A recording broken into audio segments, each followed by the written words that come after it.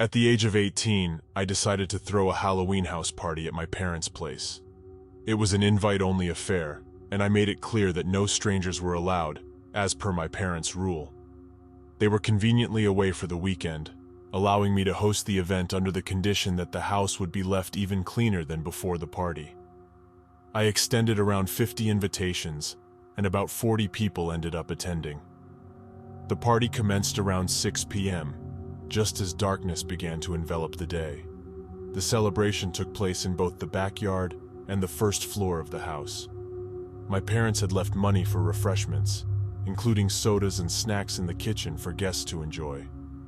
I assured my parents that it would be an alcohol-free gathering, though I suspected they knew better.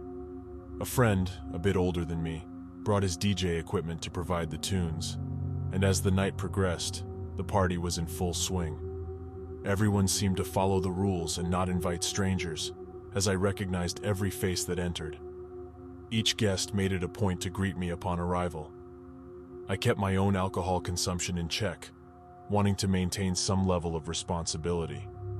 However, as the night wore on, it became evident that most guests were becoming progressively intoxicated. It was then that one of my friends emerged from the house, having just retrieved some food, and inquired about a person wearing a skeleton bodysuit inside. The mention of a stranger in such attire inside the house caught my attention. I entered the house, and after asking around, discovered that nobody recognized this individual. I decided to investigate further and found the person descending the stairs. I confronted him and asked who he was and who had invited him. The stranger identified himself as Mike and claimed he had been using the upstairs bathroom. His deep voice and larger, stockier frame didn't match any of the known party guests. When I asked who had invited him, he mentioned someone named Tom. Not knowing a Tom among the guests, I asked him to remove his mask, but he simply ignored me, walking past and eventually leaving the house. Feeling unsettled, I proceeded to check the upstairs rooms to ensure nothing had been tampered with or stolen. Fortunately, aside from the bathroom, all the doors were closed and nothing seemed amiss. I locked the front door and discussed the peculiar encounter with my friends.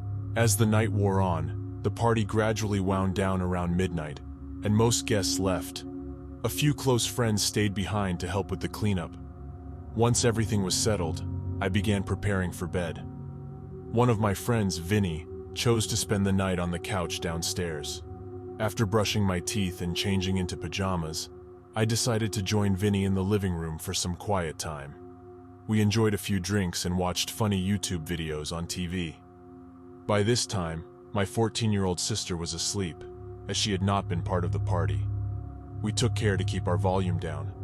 However, as Vinny and I heard noises from upstairs, we feared we had awakened my sister. I assumed the sounds were coming from her room or the bathroom. But after knocking on her door and receiving no response, I peeked inside and saw that she was fast asleep. Curious about the unexplained noises, I ventured to my parents' room and discovered that the door was slightly ajar. It was unusual because I had ensured it was closed before the party. Without turning on the lights, I glanced inside the room and, to my shock, saw the same man in the skeleton bodysuit. Despite my alarm, I managed to maintain my composure, pretending not to have seen him, and quietly shut the door. I then returned downstairs and informed Vinny that the intruder was back in the house. I instructed him to call 911 while I tiptoed to my sister's room. I woke her up and briefed her on the situation, ensuring she would stay quiet and follow me downstairs. With her cooperation, we headed to the kitchen, where we exited through the back door into the backyard. From there, we circled to the front and sought refuge at our neighbor's house. We rang the doorbell multiple times, and our neighbor kindly allowed us to wait for the police. Unfortunately, before the authorities arrived, the intruder managed to escape through our parents' bedroom window. I could tell because the window was now open, and my dad's closet, where he kept a safe, was open as well. It appeared as if the intruder had knowledge of the safe's presence and had attempted to break into it or remove it entirely from the floor. It was clear that the intruder had merely walked into the party, posing as one of the guests. We never discovered the identity of the mysterious infiltrator, but it was evident that he was older and had prior knowledge of my parents' safe. My sister eventually informed our parents of the incident, and understandably, it marked the end of my ability to host parties at their house. In 2016, at the age of 15, I decided to make my last year of trick-or-treating on Halloween a grand occasion. My mother was pretty laid back about it, so what started as a simple plan turned into a multi-day event. The day before Halloween, I had a sleepover with my friends Davis and Zach. The following day, on Halloween, I planned to go trick-or-treating with them, followed by a sleepover with just my girlfriend Amber. This story encompasses both nights, so I'll do my best to recount the events. The basement had recently been transformed into a man cave, and it seemed like the perfect place for my friends and me to spend the night. The hallway leading to the man cave had a non-functional light switch, giving it a somewhat eerie vibe, which we thought would add to the Halloween experience. My mom baked cookies for us before we ventured into the basement. It was around 11 p.m., and we had just finished watching the original Scream, our second movie of the night. The next film on the list was Paranormal Activity, which none of us had seen before, and that's why I chose it. Not even 30 seconds into the movie, I paused it because the motion-detected light in the backyard turned on, flooding the room with light and ruining the eerie atmosphere we had cultivated. I waited for the light to turn off after its 30-second timer, and then resumed the movie. However, about 30 seconds later, the light went on again. Frustrated, I asked my friends if they knew what was triggering it, but none of us had an answer. After the light turned off for a third time, I wanted to investigate. So, I asked Davis and Zach to accompany me upstairs to check what was causing it. They agreed, and we ascended the stairs to look out through the back door.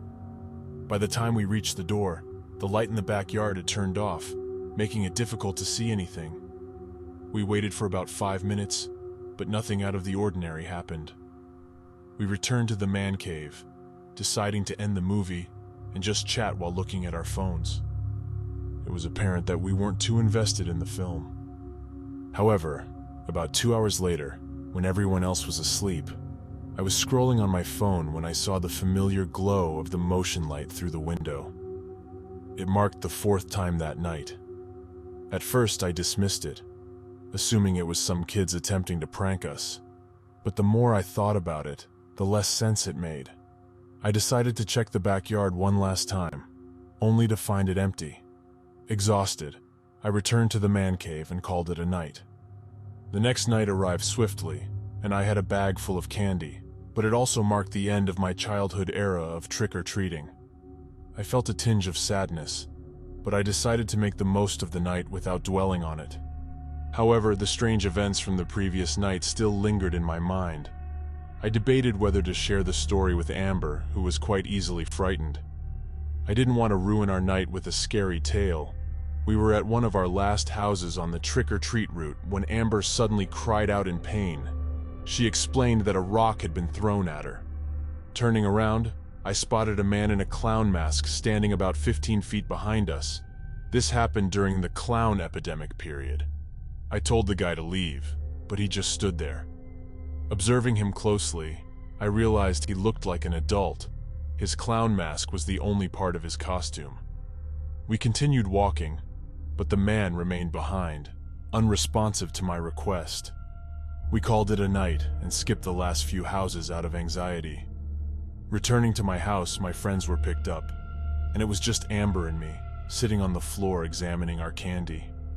Amber suggested watching a movie, so I decided to continue watching Paranormal Activity later that night to finish it. I vividly recall a scene in the movie where the protagonist, Micah, searches for his girlfriend, Katie. Suddenly, the screen went black, and the dimmed lights in the man cave turned off. Amber and I exchanged nervous glances. I realized that the power had gone out, which was unusual since it never happened unless there was a storm. I checked my weather app, which indicated normal conditions that night with no rain. I told Amber to stay in the man cave, but she felt uneasy down there, so she decided to come upstairs with me to investigate. The house's generator was in the backyard, and as I opened the sliding door, a terrible feeling washed over me. Recollections of the previous night resurfaced, but this time I didn't have my friends, and Amber wasn't particularly strong. We stood in silence for a moment, listening to the crickets, but we felt like we were being watched.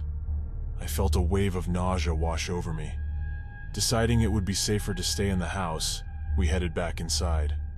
I hadn't locked the back door, and as we entered the man cave, we heard a loud slam from upstairs. The room fell into complete silence. Amber texted 911 because she was too frightened to speak. She explained that there was an intruder in the house. Minutes dragged on like hours, and after what felt like an eternity, we heard the basement door creak open.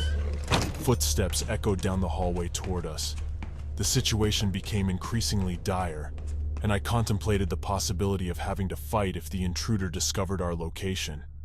I grabbed a beer bottle from behind the bar, preparing myself mentally for a confrontation if necessary. The room remained silent for some time, but then we heard sirens approaching from outside. It was the perfect distraction. In a split second, I decided to act, running at the intruder and swinging the bottle at his head. However, I tripped and fell after the swing. When I looked up, I saw the same man in the clown mask I had encountered earlier. My swing had barely fazed him. Realizing that the sirens were outside, he seemed to be heading back upstairs. We locked eyes for a moment before he sprinted away. I ran upstairs to let the police in and informed them that the intruder had fled through the back door. To my knowledge, the police never apprehended the man. To this day, I can't venture into the man cave alone without feeling anxious, and the memories of that night continue to haunt me.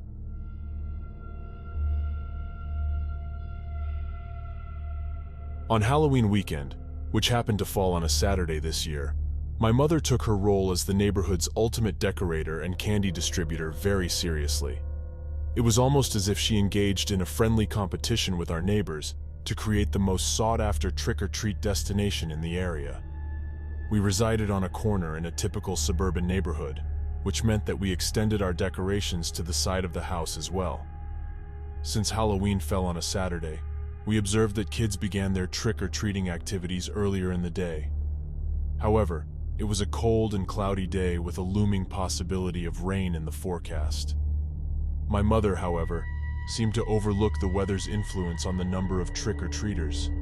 Instead, she concluded that we needed more decorations to attract visitors. She instructed me to retrieve the remaining decoration containers from the attic. I hesitated, believing it wasn't necessary, but my mother insisted. So, I made my way to the attic, which was situated directly above my bedroom, accessible via a door in the upstairs hallway. The attic was well organized, with each holiday's decorations stored in a specific section. I located the Halloween containers, of which there were only a couple remaining. Opening one to check its contents, I decided it would suffice and proceeded to carry it towards the attic door. As I prepared to descend, I heard a strange noise from the opposite side of the attic, resembling the sound of wood cracking under pressure. I glanced over to the wall of containers in the far corner, but dismissed it as normal attic sounds.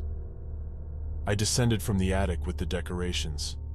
My mother and I arranged the decorations in the front yard, but the windy and threatening rain deterred most trick-or-treaters. My mother was disheartened, especially since she had prepared homemade goodie bags filled with various candies.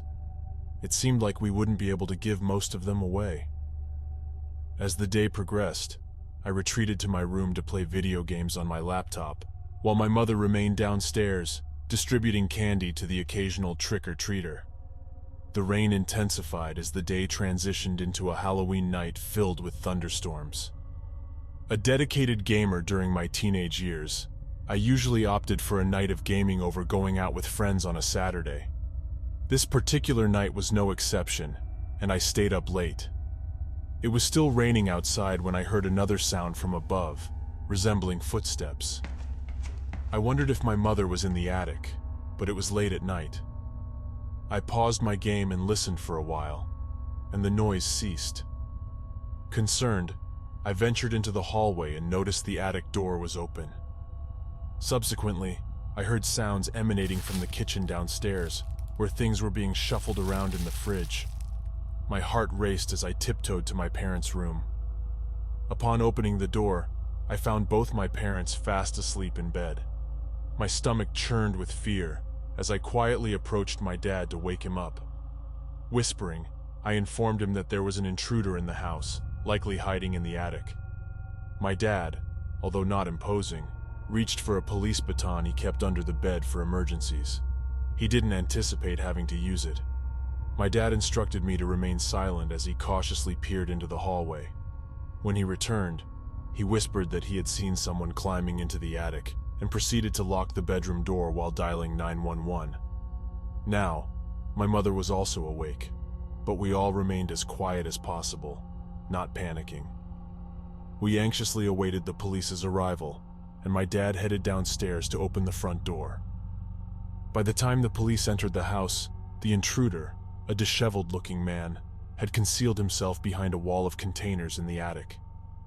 To our shock, all the unsettling sounds had been caused by this person. The man, while appearing grimy and intimidating, confessed that he had entered the house when he noticed the front door open the previous day. With no place to sleep, he had made his way to the attic, where he discovered one of our blankets and a jar of peanut butter to eat. In the end, my parents chose not to press charges, but the disturbing incident left us with lingering questions about what might have happened had my father or I confronted the intruder instead of the police.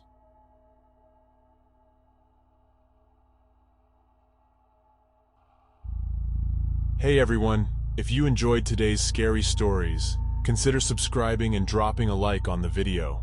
If you have any ideas for what stories you would want to hear next, feel free to drop a comment below. Stay sleepless.